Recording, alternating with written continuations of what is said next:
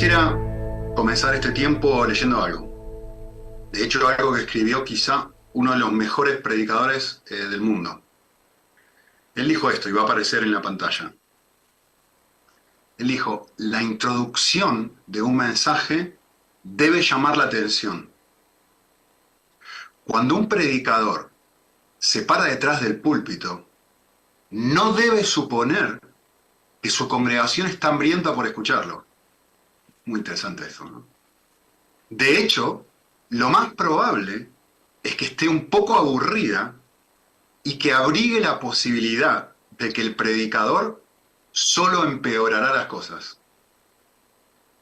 Estoy haciendo eso, ¿no? Mi mayor esfuerzo por aburrirlos. Sigue la cita diciendo esto. Muy buena, ¿eh?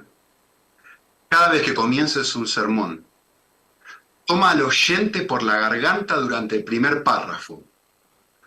Hunde los dedos en la tráquea durante el segundo y manténlo entre la espada y la pared hasta la última palabra.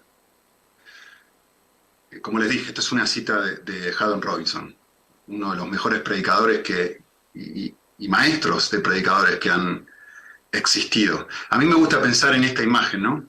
Cada vez que comienzo un mensaje, esta es mi tarea, esto es lo que tengo que estar haciendo. Tengo que tomar a la persona del cuello y durante 40 minutos, 50 minutos, lo que sea que dure tu mensaje, tengo que hacer justo lo que acaba de decir este hombre. Tengo que mantenerlo atento hasta que termine el mensaje. Esa es mi tarea. Esa es tu tarea, si querés predicar.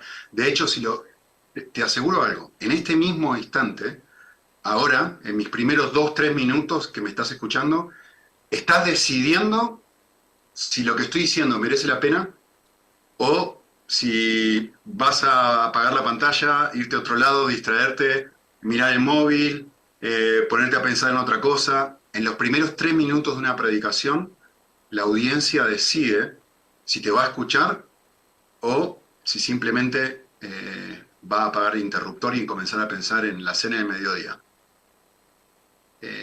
Así que yo quisiera hablar o quisiera compartirles algunos principios, algunas ideas de cómo hacer para que una predicación sea relevante. Y quisiera hablar de 4 aspectos, de 4 puntos claves. El primero tiene que ver con el contexto bíblico. Voy a hablar bastante poco de eso, porque no es mi tema principal. El segundo tiene que ver con el contexto teológico, y voy a pasar un ratito compartiendo unas cosas importantes aquí. El tercer punto tiene que ver con el contexto cultural, y aquí voy a dar un montón de ideas prácticas de cómo justamente hacer un esfuerzo por contextualizar el mensaje. Y el tercero tiene que ver con el contexto personal, ¿sí? Así que vamos a arrancar con el primero. El contexto bíblico, si uno quiere, podría quizás resumirse haciéndose una pregunta muy simple, pero muy importante, que tiene que ver con justamente esto, ¿no? ¿Qué es lo que enseña este pasaje? A mí me gusta muchísimo, una definición de predicación expositiva que escribió el doctor Ramesh Richard. Es compleja, pero la verdad que está muy buena. Él dice así, la predicación expositiva es la contemporización de la proposición central de un texto bíblico. Es decir, es hacer contemporáneo la enseñanza central de cualquier pasaje de la Biblia. Y dice, ¿qué se deriva? ¿De dónde sale? Se deriva de la aplicación de métodos de interpretación adecuados, obviamente, observación, interpretación y aplicación, y que se declara a través de medios de comunicación efectivos con 3 objetivos. Con el objetivo de informar las mentes, instruir los corazones e influir la conducta para la piedad. De vuelta, me gusta muchísimo lo que está diciendo este hombre. Lo dice, como suele decirle un indio, ¿no? No, él es indio, de origen indio. No de una forma simple, pero sí de una forma extremadamente profunda. Y obviamente esto no es mi tema, yo no voy a hablar del contexto bíblico y de cómo hacer exégesis. Eh, Hay otros panelistas que van a hablar sobre esto, pero sí quisiera por ahí, simplemente por ahí decir una cosita muy, muy breve al respecto de esto. Obviamente nuestra tarea es enseñar la Biblia, ¿no? Y yo lo que he observado, al observar a un montón de predicadores a lo largo de mi vida, es que en cierta forma nos encontramos con este dilema. Normalmente la persona que es muy buena haciendo exégesis no es tan buena siendo relevante. Y al revés, las personas que es muy buena siendo relevante, a veces tiene bastantes problemas haciendo una buena exégesis. Así que quizá en este sentido, que es un punto que simplemente quería tocar por arriba, es quizá que te autoevalúes y que pienses en cómo eres tú. Es decir, ¿cuál es tu fuerte? Estudiar el texto y llegar a comprender qué es lo que dice la Biblia, o sos una persona muy creativa, con mucha retórica, con una capacidad de llamar la atención de los oyentes, etcétera, pero no tan bueno en la parte exegética. Porque realmente tu gran objetivo para ser un mejor comunicador es justamente trabajar en tu área flaca. Porque la tendencia de todos nosotros es, y especialmente cuando uno está nervioso, es apoyarte en lo que sentís que es tu fortaleza. Y naturalmente lo que te vas a apoyar es aquello en que tú te sientes más fuerte. Entonces hay personas que son muy, muy, muy, muy bíblicas, pero muy poco relevantes a la hora de enseñar.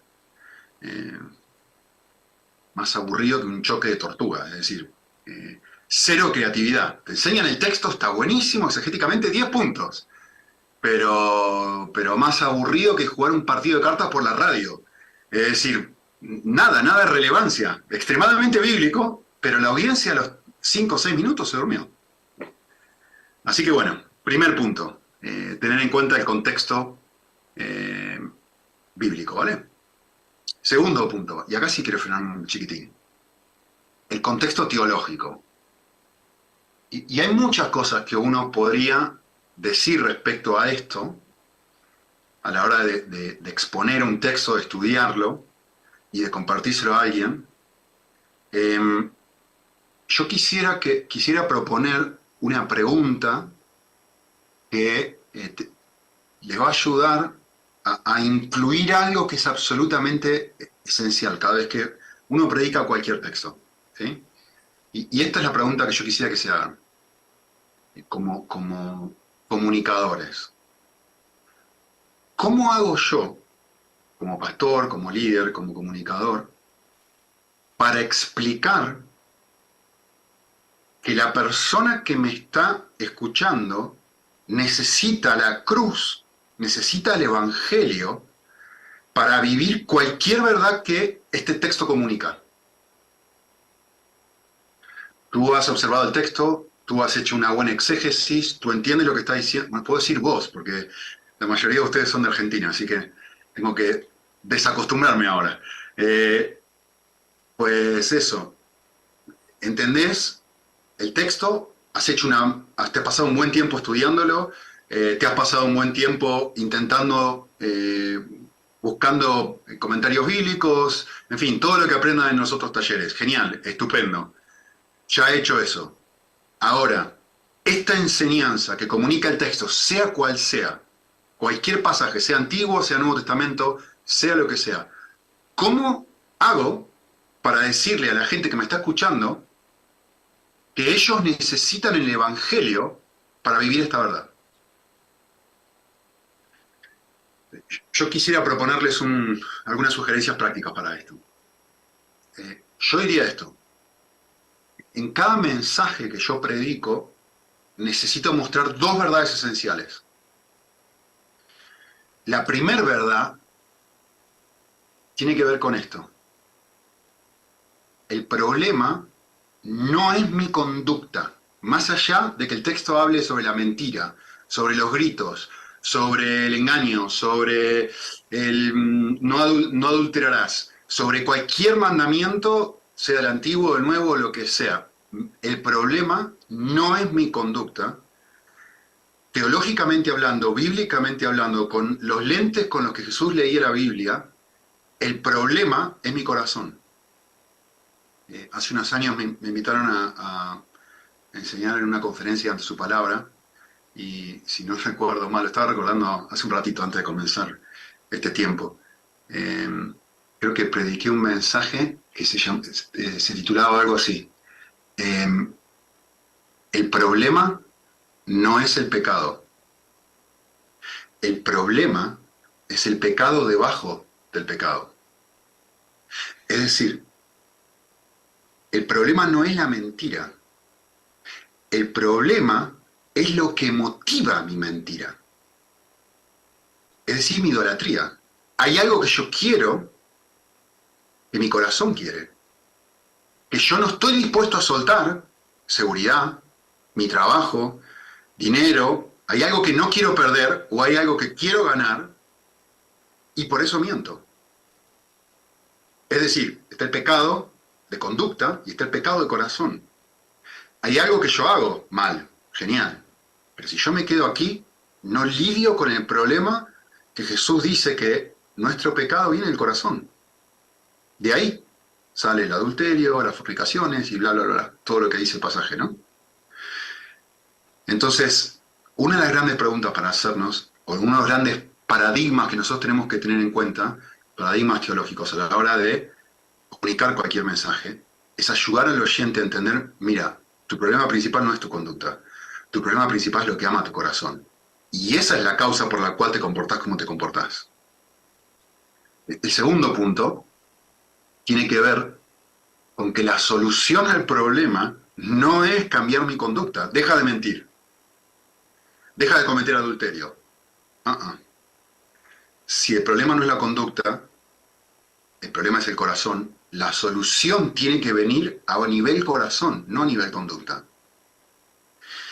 Y el desafío es: ¿cómo puedo yo ayudar a la persona que me está escuchando a que vuelva a asombrarse del amor y de la gracia y de la incondicionalidad de Dios, para que eso haga que la persona vuelva a enamorarse de Dios, y entonces, al estar enamorado de Dios, ya no va a querer mentir, ya no va a querer cometer adulterio, ya no va a querer hacer lo que estaba haciendo mal?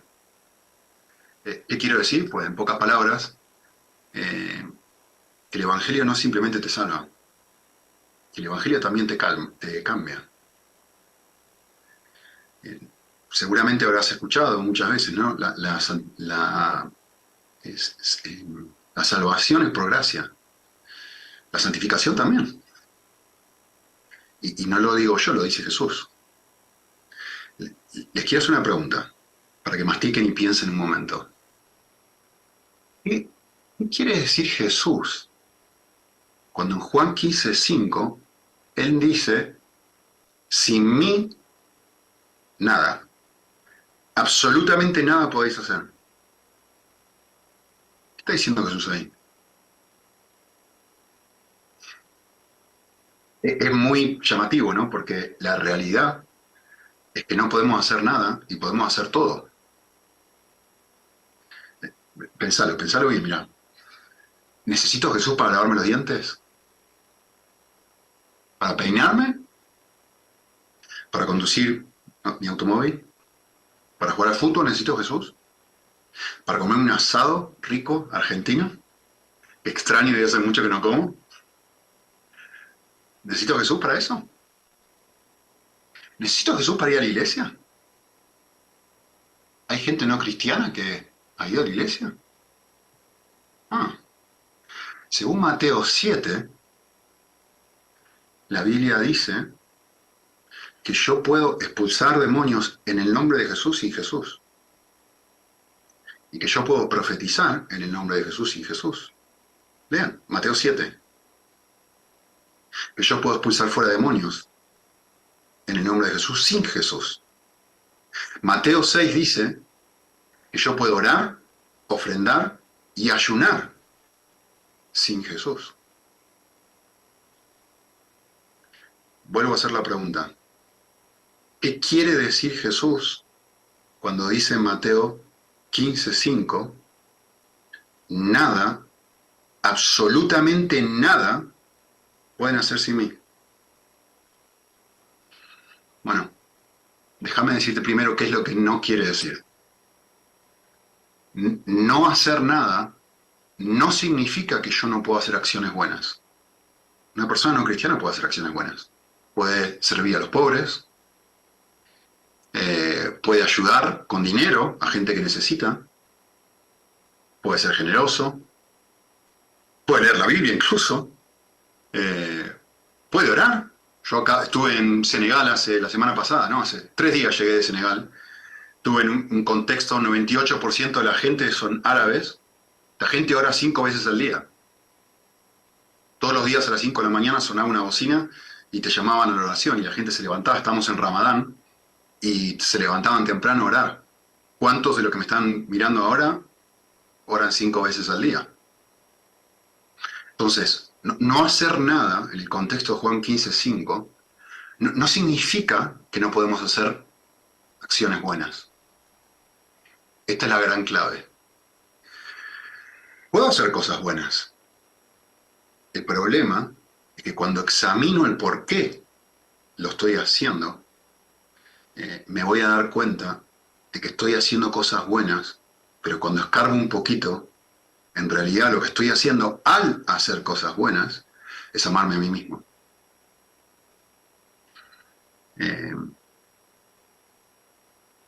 Quiero dar la otra cara a la moneda. ¿Qué quiere decir Jesús cuando dice que no podemos hacer nada sin Él? Pues esto que ustedes están mirando ahora en la pantalla. Lo que yo no puedo hacer sin Él es hacer todo lo que yo nombré algo antes, motivado por el amor a Dios y por amor a los demás. En otras palabras, yo no puedo producir fruto si yo entiendo que esto es fruto. Miren la pantalla un segundo. No solamente es hacer lo bueno, es amar lo bueno al hacer lo bueno. Muy distinto. Muy distinto. Yo puedo dejar de mentir porque me conviene. Yo puedo dejar de mentir porque siento culpa. Yo puedo dejar de mentir porque me va a perjudicar de alguna forma o porque temo las consecuencias. Lo que yo no puedo hacer, a menos que Dios haga una obra sobrenatural en mi corazón, es dejar de mentir por amor a Dios. Yo no puedo ponerle un revólver al corazón y decirle al corazón, ama a Dios con todo tu corazón, con todo tu alma y con todas tus fuerzas. No puedo. Algo debe cambiar aquí, que no es obra mía y que es obra de Dios, para que justamente no solamente cambien mis acciones, sino que también cambien mis motivaciones, el por qué hago lo que hago. Miren, por si no lo tienen claro, les voy a leer una cita. Es un poquitín larga, está buenísima, buenísima, buenísima. Es difícil no sentirse mal después de leer esta cita. Pero justamente ese es el objetivo. La cita es de Paul Tripp. Y él está hablando a pastores, a personas que se están preparando para el ministerio. ¿Vale? Así que supuestamente a las personas más consagradas de la iglesia. Y dice esto. Dice, es tan fácil confundir tu reino con el del Señor. Es tan fácil decirte a ti mismo, estás luchando por el Evangelio, cuando lo que realmente estás haciendo es luchar por tu lugar. Es tan fácil decirte a ti mismo que simplemente estás tratando de ser un buen líder, cuando lo que realmente quieres es control. Es tan fácil decirte a ti mismo que quieres construir relaciones ministeriales sanas, cuando lo que realmente quieres es agradar a la gente. Es tan fácil decirte a ti mismo que estás ayudando a la gente a entender los detalles de la teología, cuando lo que realmente estás haciendo es impresionarlos con lo mucho que sabes. Es tan fácil decirte a ti mismo que estás peleando por lo que crees que es correcto, cuando lo que realmente sucede es que te sientes amenazado por la creciente influencia de alguien. Es tan fácil decirte a ti mismo que simplemente quieres lo que es mejor, cuando lo que realmente quieres es una vida de ministerio confortable y predecible. Es tan fácil decirte a ti mismo que quiere que Dios obtenga gloria, cuando la realidad es que disfrutas de la popularidad que te otorga el ministerio, mucho más de lo que estás dispuesto a admitir. Es muy difícil estar en una posición ministerial de prominencia e influencia y recordar cuál es tu verdadero lugar. Escuchen lo que dice, porque es fabuloso. Aquí es donde yo como predicador, yo como pastor, necesito ser rescatado de mí mismo. ¿Puedo cambiar de ubicación? ¿Puedo cambiar de posición en mi ministerio? Pero no puedo escapar a los pensamientos y a los deseos de mi corazón. Es por esto que una vez más, esta mañana, clamo ardientemente para que mi Redentor me rescate, para que Él pelee la batalla en mi lugar, para que su gracia me cause amarlo a Él más que a mí mismo. ¿Lo ven? Lo que les dije antes. Y sucede algo aquí, un obrar de su gracia en mi vida, que yo pueda percibir su amor y su incondicionalidad, y eso haga que mi corazón ahora desee amarlo a Él más de lo que me amo a mí mismo. Y entonces comienzo a hacer lo mismo que hacía antes, pero bien motivado. Nadie puede hacer esto sin Cristo. Eso es lo que dice Juan 15. Oro para que me dé tal profunda satisfacción en su gloria que no tenga interés de buscar la mía. Y a medida que oro, sé que tendré que orar esta misma oración mañana. ¿Ven? Necesito el Evangelio todos los días. Porque mañana otra vez estaré tentado a abandonar el lugar que me corresponde y a hacer de mi ministerio lo que nunca debió ser. Se trate de mí.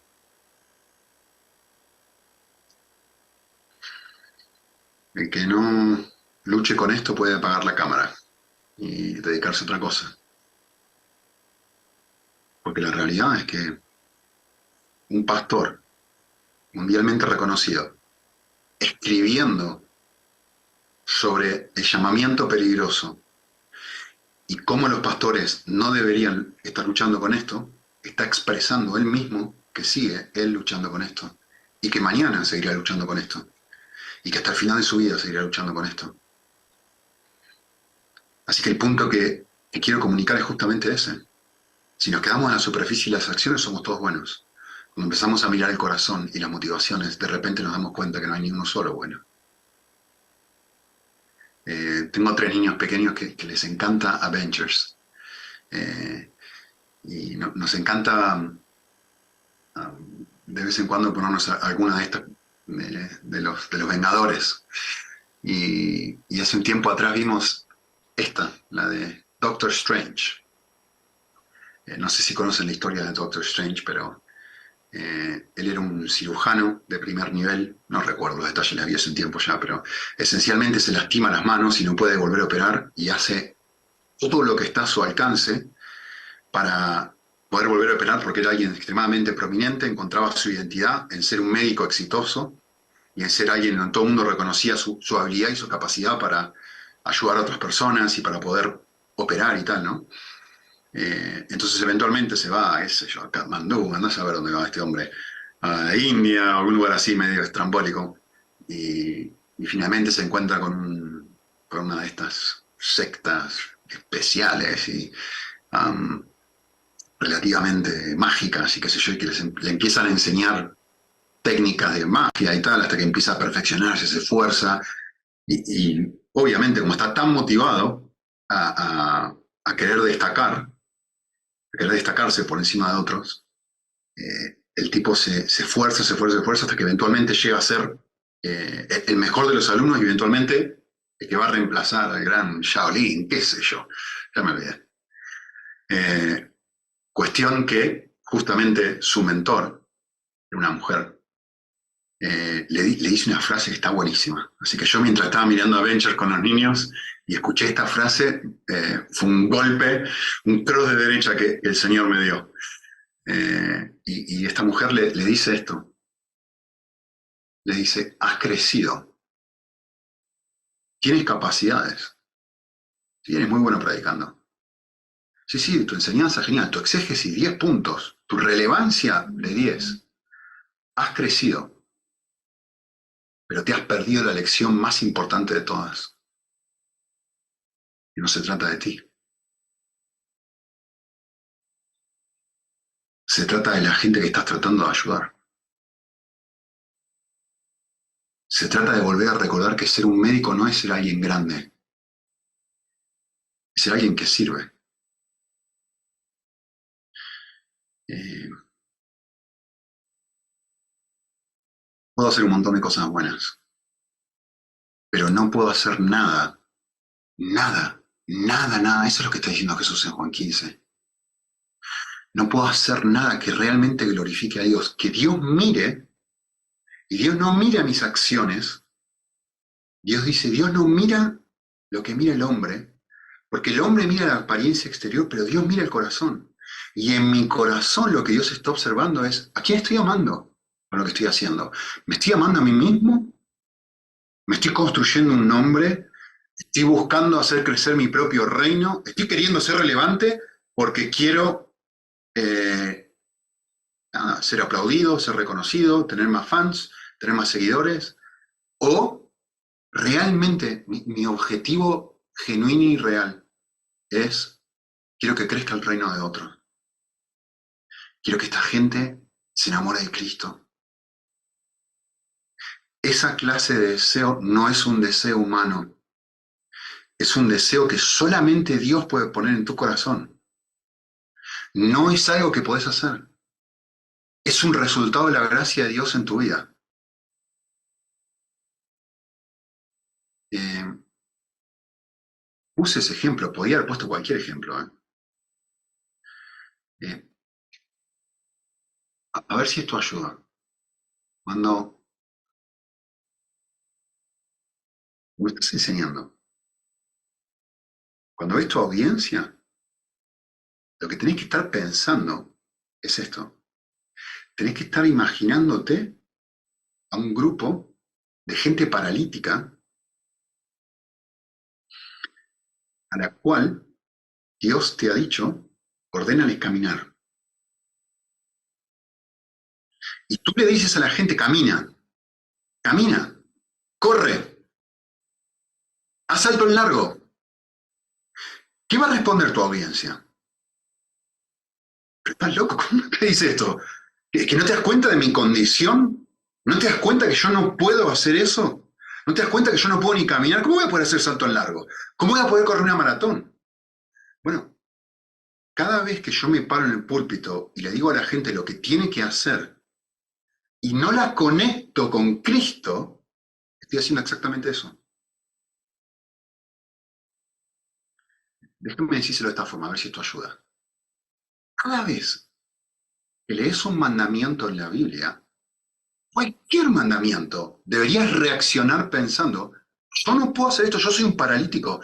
Jesús me ha dicho, sin mí nada podéis hacer, nada. No hay un solo mandamiento que tú puedas obedecer sin él.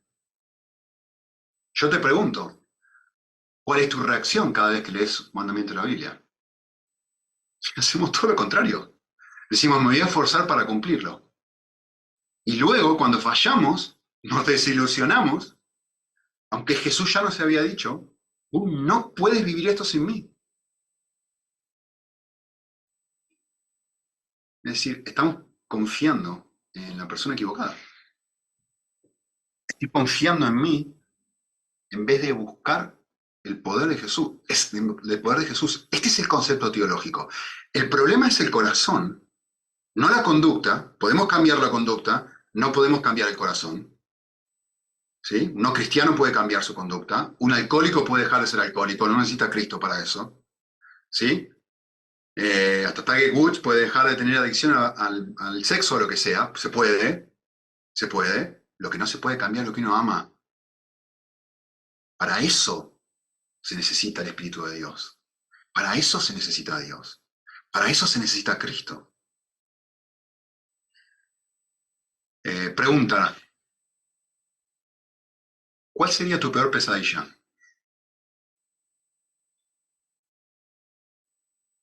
La respuesta a esta pregunta, si, voy a decir una herejía, ¿vale? Déjeme un segundito decir algo que es bíblicamente incorrecto.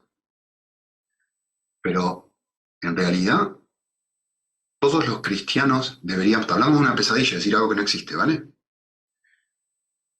Todos los cristianos deberíamos responder de la misma forma. Mi peor pesadilla debería ser que Dios me quite el Espíritu Santo.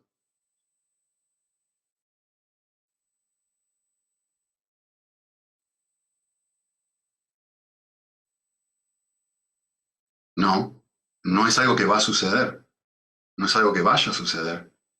La Biblia promete que eso no va a suceder. Eh, pero te hago otra pregunta. Estamos hablando de una pesadilla, ¿no? Algo potencial.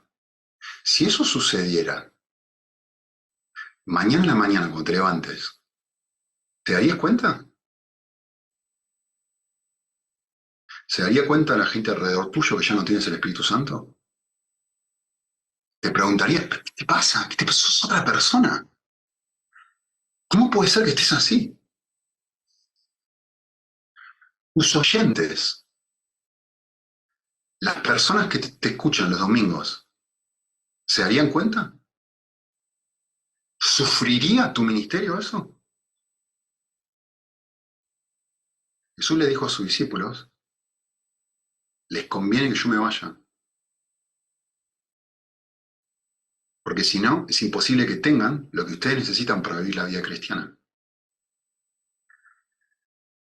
Nuestra peor pesadilla, ahora sí, esto es posible, debería ser apagar el Espíritu de Dios, contristarlo.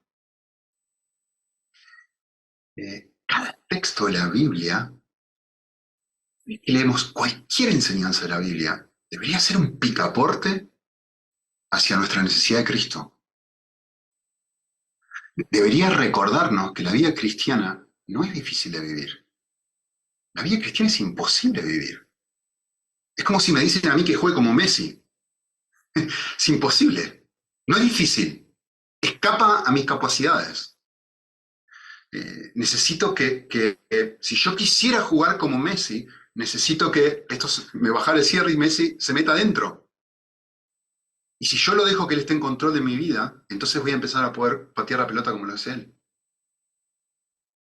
Entonces, el gran desafío de la vida cristiana es darme cuenta, por eso dice lo que dice en Juan 15, que Cristo tiene que darme el poder para vivir de una forma que yo jamás podría vivir.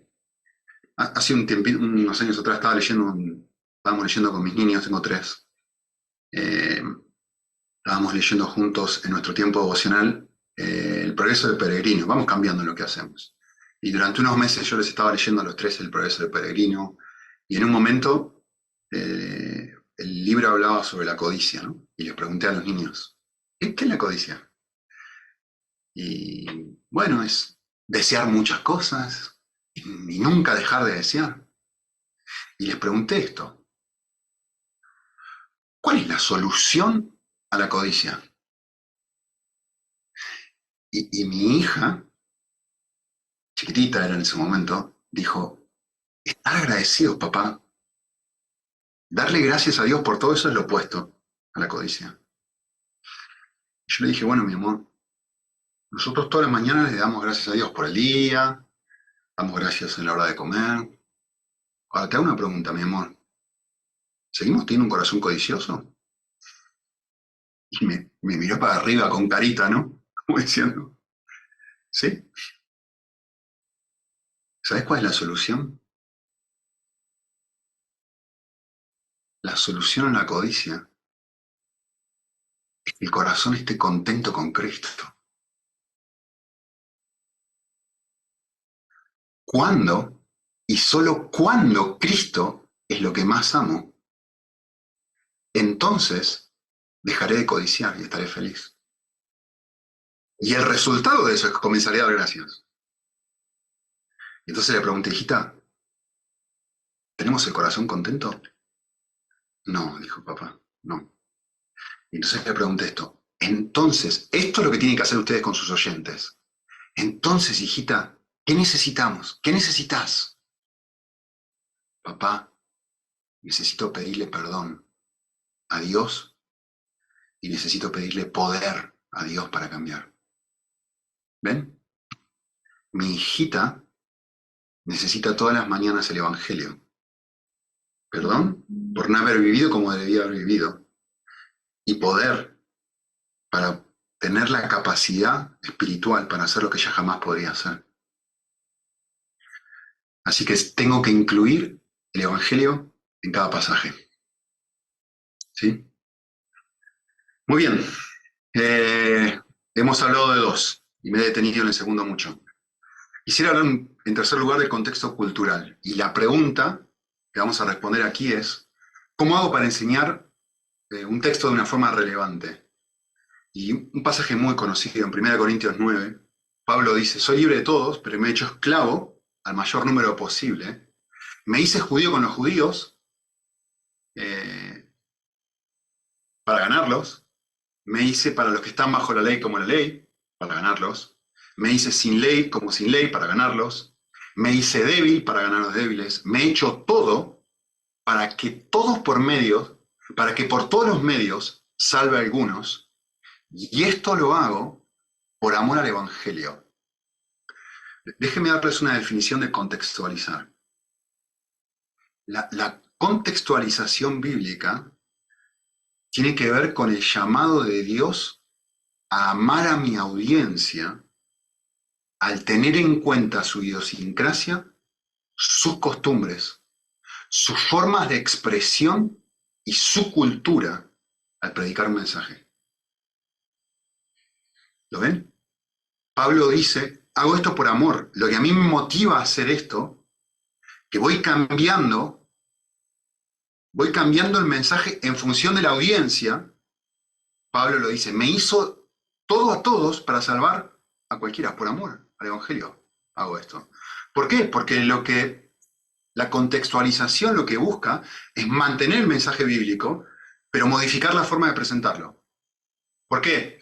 Porque lo que puede ser muy atractivo para un judío puede no serlo para un gentil. Entonces Pablo lo modifica. ¿Sí? Piensen, les voy a dar un ejemplo muy simple rápidamente, pero piensen en los evangelios. Voy a contrastar simplemente dos. Mateo y Juan. Los dos evangelios cuentan exactamente la misma historia, pero los dos lo hacen de una forma completamente diferente. Los dos son esencialmente apologéticos, ¿sí? Y están intentando probar que Jesús es quien dijo ser. Mateo quiere probar que Jesús es el Mesías. Y Juan quiere probar que Jesús es el Hijo de Dios. Le cambian el nombre a Jesús. Todo el tiempo. Todo el tiempo. Mateo utiliza una incontable cantidad de citas del Antiguo Testamento para probar que Jesús es el Mesías. Pero cantidad de citas. Juan prácticamente no utiliza citas. Juan lo que hace es utilizar un listado de milagros para probar que Jesús era Dios. ¿Por qué? ¿Qué determina el empaquetado del mensaje? La audiencia. Mateo le está escribiendo a judíos, Juan le está escribiendo a gentiles. Así que debo ser extremadamente inflexible con el principio teológico, pero extremadamente creativo con la manera de enseñarlo. ¿Por qué buscamos contextualizar? Bueno, buscamos adaptarnos, no para impresionar, sino para amar, como dijo Pablo. Y es muy llamativo, me encanta esto, ¿no? Porque para Pablo, la comprensión del mensaje conlleva unir un misterio, el misterio de la soberanía de Dios y de la responsabilidad retórica del mensajero. Lo que Pablo está diciendo en el pasaje en Corintios es que ambos son necesarios. Las dos cosas. Yo adapto el mensaje, dice Pablo, en función de la audiencia que yo tengo. ¿Por qué? Para ganarlos. Pero Pablo, ¿tú no crees en la soberanía de Dios? Sí creo en la soberanía de Dios.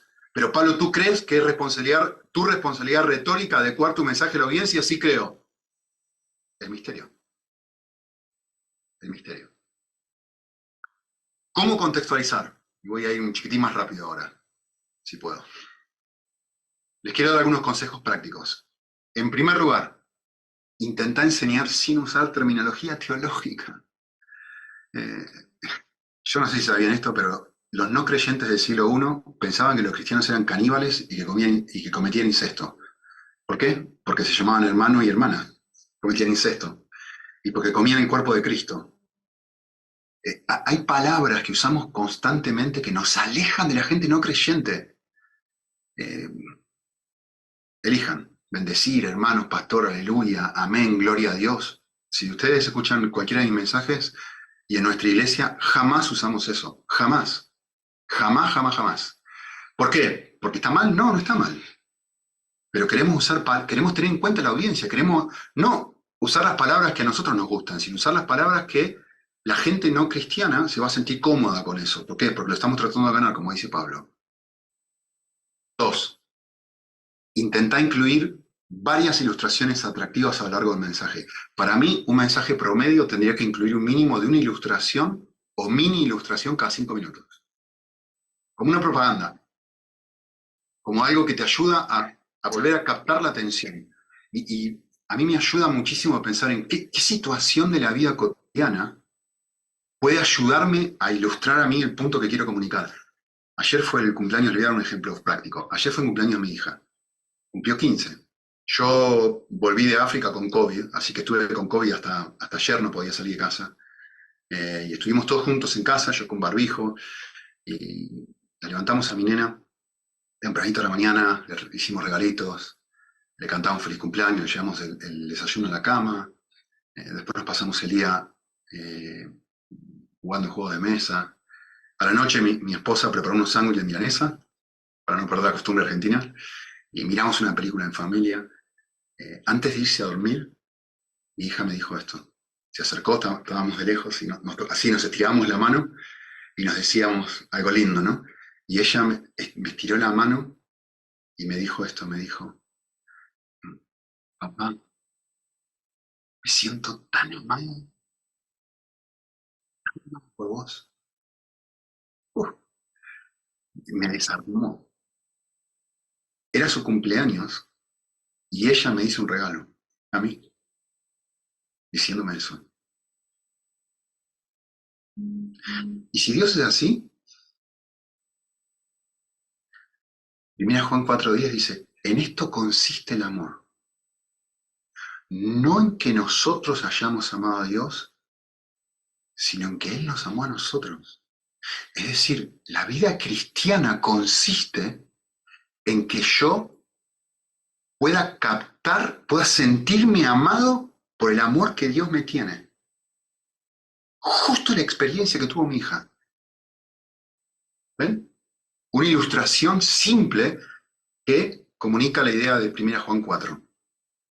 Así que, preguntarse, ¿qué historias de moda pueden ayudarte a ilustrar este punto? Y ahí tiene una lista de cosas que yo suelo utilizar muchísimo. Una historia, una anécdota, una noticia periodística, me encanta hacer esto. Una poesía, algo lindo, una estadística puede ayudar. Una canción, muchas veces tomo una estrofa de una canción para tratar de ilustrar un versículo o compartir algo así. Un artículo de un diario, un chiste. Para este hay que saber contarlo, yo soy muy malo, así que muy pocas veces uso chistes porque soy malísimo contándolo. Algún artículo de internet. Cuentos de niños son fabulosos para poder ilustrar conceptos bíblicos y que la gente se sienta atraída por esto. Un relato de una película, como lo dice hace un ratito, con este Doctor Strange. Un dibujito animado, un programa de TV. Un elemento físico, llevar algo físico. Estás hablando de cómo constantemente con nuestro corazón estamos tratando de llenarlo como si fuera una taza. Puedes llevar una taza al púlpito. Una buena imagen también, si estás usando PowerPoint. Eso puede ayudarte y mucho. Tercera ayuda práctica. Intenta utilizar intenta utilizar preguntas abiertas que hagan pensar a la audiencia. ¿Sabías que Jesús hizo 322 preguntas en 2044 versículos. Es decir, más de un 15% de lo que Jesús dijo fueron preguntas. Ahí tienen un listado. Piensen esto. ¿Cuál fue la primera pregunta, mejor dicho, cuál fue la primera frase que Dios le dijo a Adán después de pecar? Es una pregunta. ¿Dónde estás? ¿Por qué le hace esta pregunta? ¿Porque necesita información? ¿O porque quiere hacerlo pensar? La gente está sentada escuchándote, necesita ponerse a pensar, necesita escucharte. Mira esto. ¿Cuál piensa que es la causa número 1 de pornografía entre los hombres? Ahora mismo lo estás pensando. No te voy a dar la respuesta. Pero ves un ejemplo. Para que un creyente sea transformado, ¿qué es más importante? ¿El estado espiritual del pastor que predica? ¿O el estado espiritual de la persona que se siente a escuchar? ¿Cuál es más importante? Automáticamente capto la atención. Si hago esta pregunta. Oh, la gente, ¿sí, cuál es? No, ¿lo está pensando en su cabeza? Hace preguntas abiertas. ¿Cuánto dinero estaría dispuesto a pagar para servir a Jesús? ¿Cómo? ¿Querrás decir cuánto dinero están dispuestos a pagarme? No, no, no. A pagar. Hice esta pregunta en un mensaje una vez. Muy bien. Otro consejo. 4. Intenta escuchar y estudiar a los mejores predicadores. A mí me ayuda muchísimo esto. Una cosa que hago constantemente es tomar un buen predicador, alguien conocido, alguien que respeto, Howard Hendricks, Tim Keller, John Piper, Paul Tripp, su gel en español es muy bueno también, y escucharte 100, 200 predicaciones de este hombre hasta que te metes en su cerebro y aprendes a escuchar no solamente lo que dicen, sino cómo lo dicen. Esto puede ayudar muchísimo a la hora de ser un mejor comunicador. La otra cosa es intentar leer todo lo que puedas. Y acá la calidad es más importante que la cantidad. Me encanta esta cita de Charles Spurgeon. Dice, el estudiante se dará cuenta de que el dominio minucioso de un solo libro tendrá un efecto mayor sobre su constitución mental que 20 libros que apenas leyó por encima. John Piper dijo esto, la gente se va a dar cuenta si estás caminando con los gigantes, es decir, si estás leyendo grandes libros, o si estás mirando televisión. Si querés ir a nuestra web, en Cambios Profundos, hay un listado de libros recomendados ahí que, para no liarme ahora diciéndote un montón de libros, pues ahí tienes decenas de libros categorizados en temas. ¿Vale? Me queda muy poquito tiempo, así que voy rapidito. 6. Intenta utilizar frases de autores cristianos famosos en tus predicaciones. Para mí eso es esencial. Yo creo que no hay un solo mensaje que yo no predique haciendo una cita de alguien de algún libro que haya leído. Muy, muy buena. A veces me invento mis propias citas, y para mí o a veces me cito a mí mismo, eventualmente, pero una de las claves para hacer esto es repetir palabras o conceptos. Por ejemplo, en Hechos 1:3, me acuerdo una vez estaba predicando este pasaje, ¿no? Donde Jesús le dice a los discípulos, y les mandó a que no salieran de Jerusalén, en Hechos 1, y en Lucas, que es el final del libro, a ver, Lucas, Hechos 1 es el comienzo del segundo tomo del libro de Lucas. El libro de Lucas termina diciendo, vayan por todo el mundo. Y el libro de Hechos comienza diciendo, les mandó que no salgan. En otras palabras, Jesús dice, les ordeno salir, pero no salgan. Esto es lo que quiero que hagan, pero no lo hagan. No hagan lo que quiero. ¿Cuál es la enseñanza del pasaje? Lo que hemos estado hablando antes. Que no puedo hacer lo que Dios me ha mandado a hacer. Que no puedo vivir como Dios espera de mí, a menos que esté experimentando la llenura del Espíritu Santo. Es decir, que esa es mi tarea más importante. ¿Lo ven? Voy creando frases de una forma paradójica, de una forma chocante, de una forma provocativa, de una forma contradictoria, de tal forma de captar la atención. Otra cosa que es muy buena es citar autores y personajes famosos no cristianos. Es decir, en vez de defender tu postura con un autor cristiano, hacerlo con alguien no cristiano, como hace Pablo en Hechos 17. Un ejemplo práctico. Me acuerdo que estaba predicando en Números 13, cuando el pueblo de Israel no se anima a entrar a la tierra prometida, y dije esto: todos tememos algo, todos los seres humanos tenemos algo, o a Dios o a los hombres. Y justo es esto lo que están pensando Josué y Caleb. Ellos están pensando y están enfocados en lo que el hombre puede hacer. El otro grupo está pensando en lo que Dios puede hacer. Y usé a esta chica, que probablemente la conozcan. Sophie Turner se llama. Miren lo que dijo ella. Una chica guapísima, ¿eh? Dijo, lo leí en un artículo: llevo más de 5 años con depresión. El mayor reto para mí es levantarme de la cama, salir de casa y aprender a quererme a mí misma. Veía 10 comentarios fantásticos y los ignoraba, pero uno negativo me hundía, me lo creía.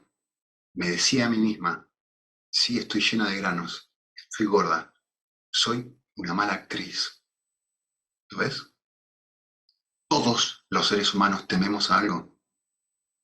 Lo dice Sophie Turner, además la Biblia. 8, nos quedan 3. Intenta predicar el mensaje como si siempre hubiera invitados no cristianos en tu audiencia. Así que cuando estés con tu mensaje listo, pensá, si hubiera alguien no cristiano, ¿qué cambiaría? ¿Qué diría diferente? ¿Qué no diría? ¿Cómo utilizaría ilustraciones que sean más relevantes para ellos? ¿Qué preguntas se harían ellos si yo estuviese predicando este mensaje?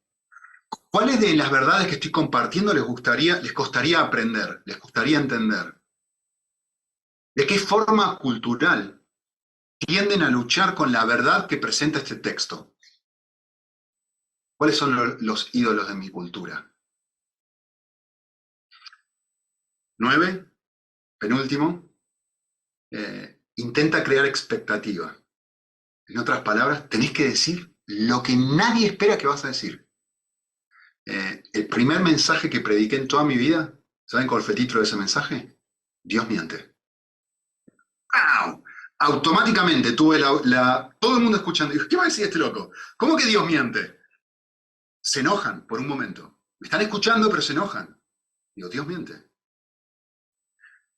En el contexto lo que prediqué fue, si podemos perder nuestra salvación, Dios miente. Porque este pasaje dice, y empecé a citar pasajes, si podemos perder nuestra salvación, entonces Dios miente. Porque este pasaje dice, y empecé a citar, 1, 2, 3, 4, 15 pasajes diferentes sobre esto. Otro ejemplo. ¿Cuál es el atributo que mejor define a Dios o que mejor lo caracteriza por encima de cualquier otro? Esto prediqué en un mensaje hace mucho tiempo. Les doy opciones: el amor, la santidad, la gracia, la eternidad, la justicia. Elijan. Me quedé sin atributos, ¿no? ¿Cuál es el atributo que más identifica a Dios? Éxodo lo responde. El Señor, es decir, Yahvé, Jehová, es el Dios de vuestros padres. Este es mi nombre para siempre. Con él se hará memoria de mí de generación en generación. ¿Cuál es el atributo que mejor caracteriza a Dios? Él es el Dios del pacto. Él es el Dios que cumple sus promesas. Eso es lo que caracteriza a Dios. Si yo le digo a Abraham que va a tener un hijo, aunque tarde 25 años, lo va a hacer. Si yo le digo a Jacob que el menor liderará al mayor, se va a cumplir. Si yo le digo a José que sus hermanos se van a arrodillar, y aunque lo vendan como esclavo, va a suceder. Yo soy un Dios que cumple sus promesas. No hay nada más importante para un hebreo que su nombre. Nada. Pensá en esto. ¿Con qué asocias Michael Jordan? El nombre. Baloncesto. Usain Bolt.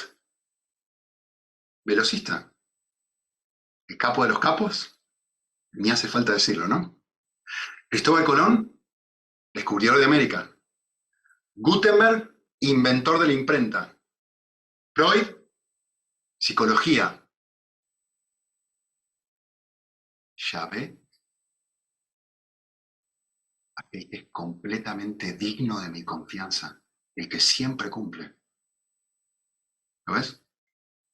Y finalmente, intenta desarrollar un estilo hasta que lo domines. Y luego cámbialo por completo. Todos los domingos tienes el desafío de ser tú mismo y de dejar de serlo, porque la gente te tiene que escuchar 52 veces al año. Así que bueno, se me ha acabado el tiempo. Hasta aquí. Dejo el contexto personal para otra charla, pero quería dejarlo con esta idea. Muchísimas gracias.